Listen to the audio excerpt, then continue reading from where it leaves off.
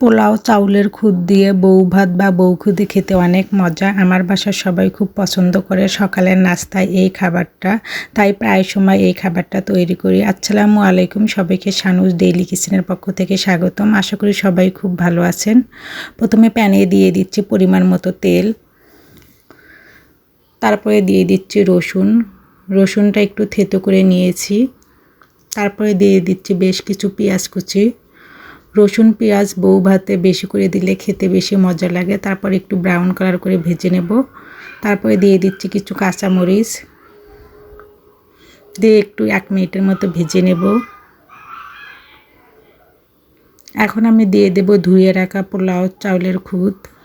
এটাকে সুন্দর মতো আমি পানি ঝরিয়ে নিয়েছি, সেটা দিয়ে দিচ্ছি। দিয়ে সুন্দর মতো ভেজে নেব। এই ধরেন 5 থেকে 6 মিনিট ভেজে নেব। এর জন্য সুন্দর মতো মিক্সার করে করে ভেজে নিচ্ছি। আর যত ভালোভাবে ভেজে নেব বউ খুদেটা ততই ঝরঝরে হবে। এ পর্যায়ে দিয়ে দিচ্ছি 1/2 চামচ হলুদ গুঁড়া, এতে বউ ভাতের কালারটা অনেক সুন্দর আসবে। দিয়ে আরও 3 থেকে 4 মিনিট ভেজে নেব। এখন আমার এটা সুন্দর মতো ভাজা হয়ে গিয়েছে। এখন আমি ফুটন্ত গরম পানি দিয়ে দেব। এখানে 2 কাপ বউ খুদে ছিল, এখন আমি 1.5 কাপ পানি দিয়ে দেব, কারণ এখানে খুব সামান্য পানির লাগে, দ্রুত সিদ্ধ হয়ে যায়। এর জন্য ফুটন্ত গরম পানি দিয়ে দিলাম 1.5 কাপ। দিয়ে ঢেকে আমি রান্না করব প্রায় 10 মিনিট। তার আগে আমি একটু পরিমাণ মতো লবণ দিয়ে দিচ্ছি, দিয়ে সুন্দর মতো মিক্সার করে নেব। দিয়ে ঢেকে রান্না করব 10 মিনিট। ফিরে আসলাম 10 মিনিট পর, একটু উল্টে পাল্টে দেব।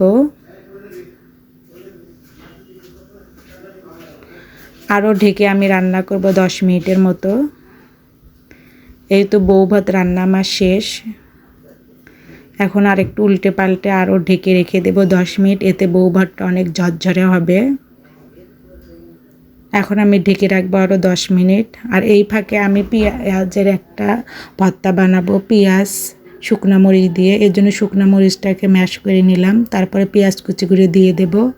পরিমাণ মতো লবণও দিয়ে দিয়েছি। সুন্দর মতো ম্যাশ করে নেব। তারপর দিয়ে দেব সরিষার তেল।